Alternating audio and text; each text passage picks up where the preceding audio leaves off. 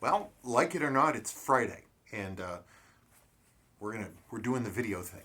Yes, we are. How you doing? I'm okay. Sebastian's in his twos, so he's busy screaming. Yes. Hopefully you can't hear him.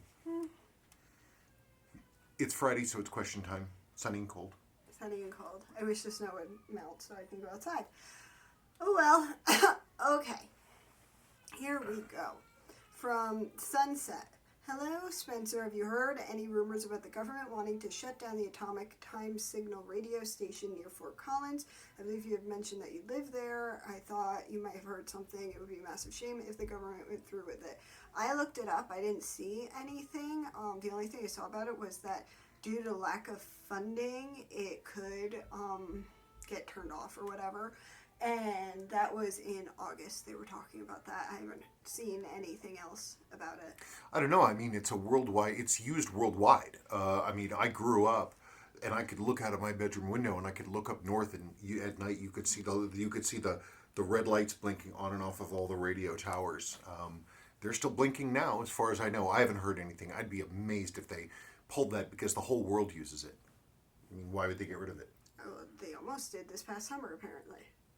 Jackasses. From Super Cruise. Hi, Spencer. Question for next week. When performing mainspring maintenance on the watches you repair, after cleaning and lubricating the mainspring barrel, arbor, and cap, do you use a mainspring winder to load the spring into the mainspring barrel, or do you wind them in by hand? I have head winding springs in by hand. Is not advised as it could kink the spring.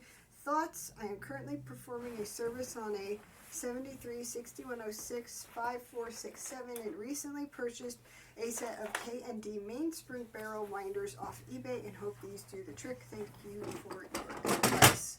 Good job. Thank you. K&D mainspring winders, right here. These are vintage ones. These little bottlies. I have a range of them in different sizes. That's what I use. In the very beginning, I did feed in the mainsprings by hand. You can do it. The problem is of course, the mainspring is coming off of plane and it can cause it to cone. So I did do it at the beginning, but a long time ago. But the second I was able to get a set of K&D winders, I did get them. These came from Newt, who was the master watchsmith that I got most of my gear from. When he retired, and so in town, the old guy in town who did all the watch repairs, and so I worked with him and went and visited with him, and he and I hung out together. And then when he retired, he called me. He called me up and he said, "Hey, I've got all this stuff in my garage. Why don't you come over?" And so I got a lot of the stuff there, including his complete set of mainspring winders. I have another set of mainspring winders, the older kind, that has all these different sizes and a little cranky arm thing on it. But I've never used it. Are you having fun? You did it. How did I do it? I don't know. I don't blame you. All I did was stand up. Anyway, so yes, mainspring winders. Don't put them. Oh God. It's fine. It's fine. Just leave it be. Yeah, don't do it by hand. Okay. From Sam D. Great video as always. Thanks for taking the time to answer questions. My question for you is, what do you suggest for someone just tinkering and learning about watch repair as far as cleaning the movement parts? I don't have an ultrasonic cleaner, and I don't think that I want to spend the money to buy one, saving it for pizza. Any suggestions? Are there any reasonable, affordable ultrasonic cleaners that can be used for movement parts cleaning? Thanks. I bought you... When he was first starting, I wanted to get him... And I was on the level of like a hobbyist, like where you are now. And I wanted to buy him stuff for Christmas, and I asked Jonathan, because he was still alive at the time. This is Jonathan Koch of East Tech, of blessed memory, when he was still with us.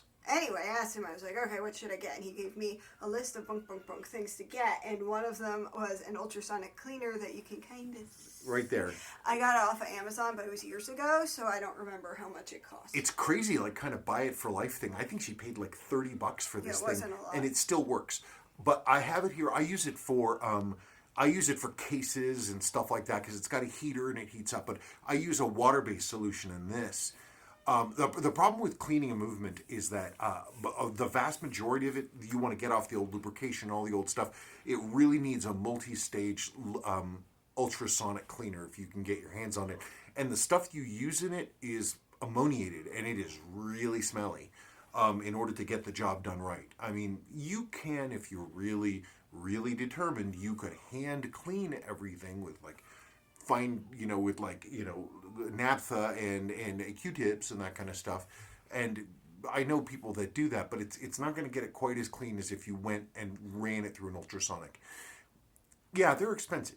They're expensive. Ultrasonics are, but you can find old ones on eBay. My ultrasonic is an L&R from, God, it's a Bulova L&R from the 1950s. Yeah, but you have to be careful because the one that you got from Newt could set on fire. Right. The first one I got from Newt was the one that nobody will refurbish because they can spontaneously catch on fire.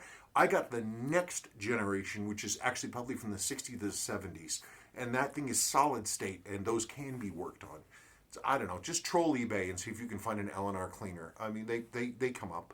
They have to be available. And because if you're going to do something, you might as well do it right. And you make the investment one time, and you don't have to worry about it again.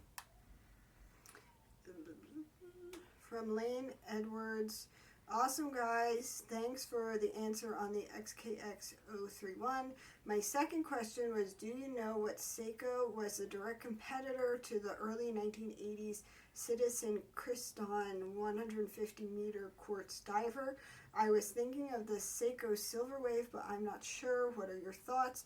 P.S. My XKX031 has its original bracelet. If you need a picture of it, tell me where to email it. Okay, that'd be great. If you want to email a picture of the bracelet, you can just send it to kvw@kleinvintagewatchrepair.com. On the question of what was the first part? I don't know. That about the Citizen. Citizens Christian 150.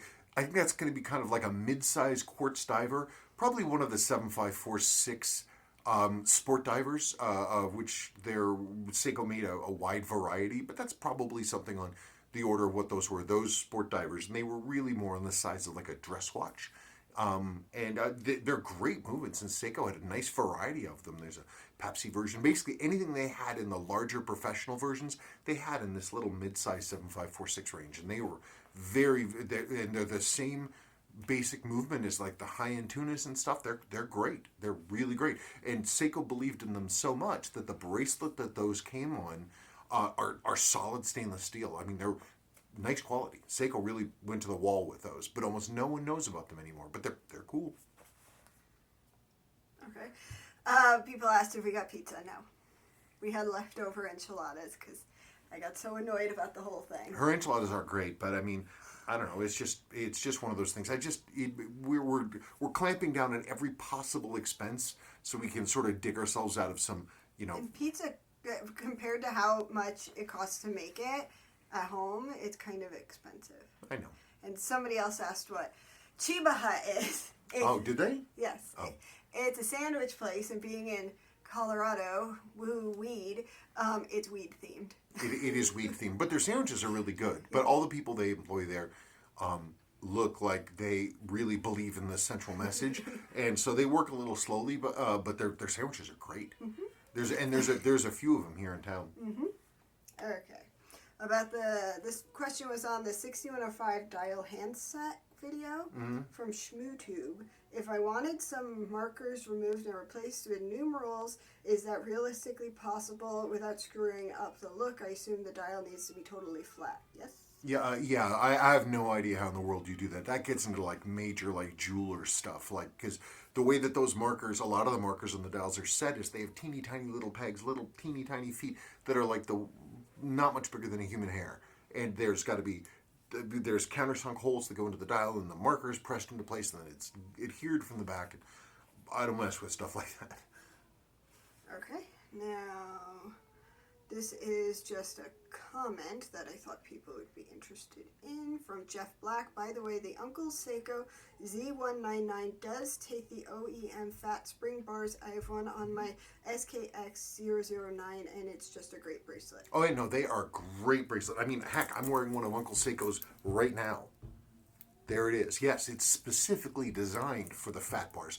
I just didn't remember whether this particular watch model, the SSA 03K, took fat bars, or if I did one of my usual things where I take a standard spring bar with the smaller tips and put a sleeve on it to make it like a fat bar, but not one. Anyway, but yeah, I mean, Larry and I, when he was getting ready to remake these Z199s, because I'd been pushing him to do it for a long time, saying, hey, you know, it's Seiko's greatest bracelet. And when he finally went ahead and started doing it, you know, it's just, what a blessing to be able to get them. So great, because the originals are so much harder to find now than they used to be, and they're so expensive. And Larry's are absolutely fine replacement, and obviously I'm wearing one right now.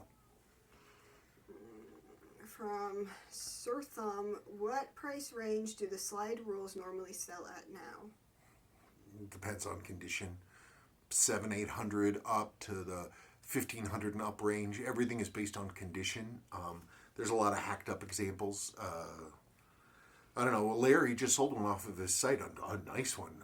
Not perfect, but it had just the right amount of wearable. So, but with a little bit of history to it, and I think he sold for 800, which I thought was a bargain because it had the nice orange handset, which I really like.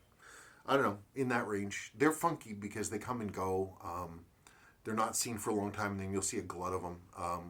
But they're vanishing into collections, and I don't know that they're coming back out, especially good ones.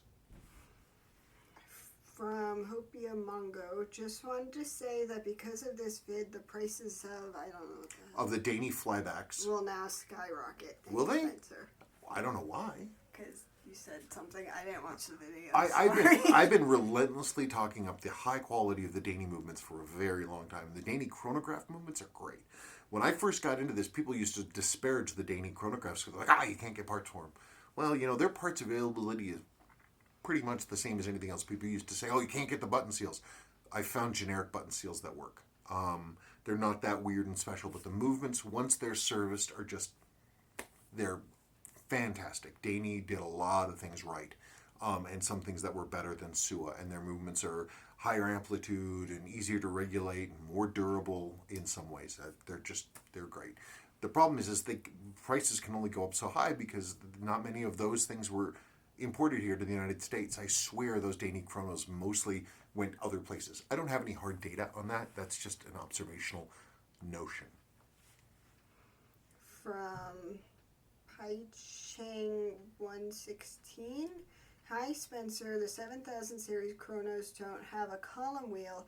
I thought you told me a while back they did, but just located in a different place, so not as easy to see. They're different technique. The 7000 series chronographs don't have that column wheel with the pillars sticking up that click around that lock out different functions. It has basically a cam. But it's only an on-off cam, tick, tick, tick, tick, tick, and just like this. It's not a multi-function cam like, say, on a Valju movement or an Omega or something like that. It is much harder to see because that movement is all nested together. It's much more, it's tightly built, and it's much more reliant on springs than individual components, stamped things. But yeah, that's that thing, right? If you look at that video again, you've got the sort of the weird split L thing like this, and right in the middle is a cam. When you turn it on and off, that lever goes click, click, click, and it turns the cam, and the cam goes in and out, and in and out, and the lever arms go in and out, and in and out, and engage and disengage the chronograph. But that's the way that it works. Well, That's really about it. yeah, I just wanted to say thank you, everybody, for the kind words you said about Pongo. So I look kind of sad today.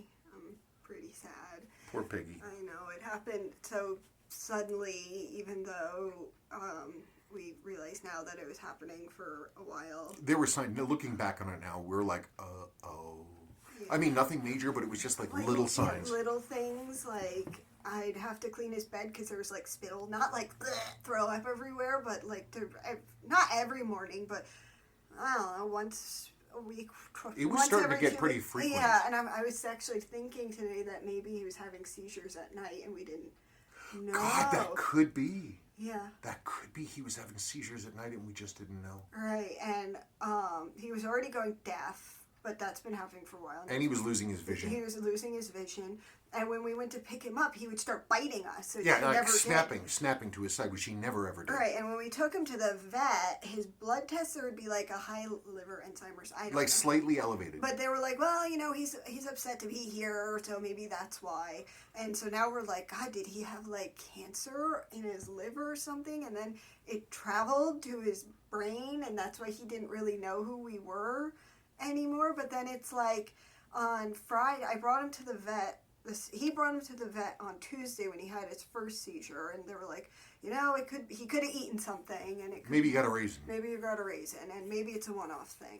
And then and he was fine, and he more or less bounced back no, himself. not really. No, I took him on Thursday because he was still not completely normal. Right, but when you came home on Thursday, you were like, "Goddamn dog! Goddamn dog! I just spent $200 and something, and you're perfectly fine." And he was fine all Friday. They wanted me to take him to get an MRI, but I'm like, he's a dog at the end of his lifespan. I vowed when I was like 9 not to spend thousands and thousands of dollars on an old pet because and to force it to keep going. My aunt's partner spent I don't even know how many thousands of dollars trying to keep her like 20-year-old cat alive that had leukemia. And so I vowed then never to do that. So that's what, if he was younger, I would have gotten the MRI, but I was like, no, and he seems okay. Now he seems okay. And the vet called her, did you go get the MRI? And I was like, no, he's fine. He's walking around. He's totally fine. And then within a few hours. Like shortly after the vet closed. Yeah, he had a massive seizure. And they gave us some Valium to give him. Did I give it? No, it was the second one. It was a big syringe that had to be rectally given. So he's holding poor Pongo. I'm holding Pongo with the business end towards Sabrina. I'm busy screaming. Ah! But he was so out of it, he didn't even notice. And it was after his second seizure, and then they stopped. And then in the morning, Saturday morning, he was just having more and more of them. Yeah, and we couldn't. And in the morning, he was just junk. Yeah, I'm surprised he made it through the night. I bet you're right. I bet he was having little seizures in the middle of the night. Right. And we just didn't know about it. Right. But anyway, so then I am the type of person who can't deal with losing an animal, and I get a successor almost immediately. I did that after Kitten died, my beloved cat that I had for 17 years, and that's when I got Finny, but you guys don't see him much because he doesn't really hang out downstairs. So at Petco, one of the shelters was having an adoption event, and I'm a masochist, and I was looking at Pet Finder seeing if there were any dachshunds, and then there's this one that came up, it was a dachshund mix, and it was 8 weeks old, and I'm like, it's not going to be there when I go because it's a puppy and someone will have adopted it. And there he was, and he came from Texas from a high kill shelter with his mommy and his sister, but his mommy got adopted. His mommy was purebred dachshund. Right, and he and his sister are dachshund and something else. He's already bigger than what she was. At 8 weeks, he's bigger than she was as an adult, and we were thinking. We adopted it. Oh yeah, we did it. Well, she adopted him. She came home with a dog. Yeah. And so he's extremely sweet, but he's dachshund, and we think black lab. Maybe some kind of lab. I don't know. I don't know. It's funny because he has a dachshund body but regular legs, and he doesn't have a super long nose, and he has a terrier tail. Right. I don't know. You'll see him one of these days. Oh, yeah, well, I thought that after we would cut at some point, and then I can be like, look, I don't. Okay, well, why don't we do that? I'm not done telling my story. Okay, well, you keep telling your story. I'm going to get my thing out of the way. Anyway, so I went to Petco, and I wasn't expecting to see him there because he's a puppy. And then I realized there was a bunch of lab puppies that were there that everybody was getting. So I think actually that those were puppy mill puppies, the labs. That's why there were so many. But then nobody was adopting this dog that we have now declared Rocket. And now I have a puppy. I've never actually had a puppy as an adult. We adopted Pongo when he was 3 because I didn't think I could manage potty training and all the puppy stuff. I had puppies twice growing up, but I didn't have anything to do with training them. And I am admittedly a cat person, so this is all a learning experience. He's so far gotten potty training down pretty well, except when it snowed. But I don't know. Ow, he's hitting you with the chest. Sorry. It's okay. So now we're going to cut, and then you will meet the puppy. I don't want to bring him into this room because then that means I have to vacuum it all the time since he likes to pick things off the floor, and I don't want to do that. So let's go like this. Now I'm recording. Oh, this is Rocket the puppy. I don't know. There he is. I have a puppy. It's true. There he is. He's doing his thing. So he was a rescue from a high-kill shelter. And so, you know. Oh, he just burped at me. He did? Yes. Oh, good. Well, anyway, he's very sweet. And that's about it. Okay, thank you so much for watching, folks. Bye.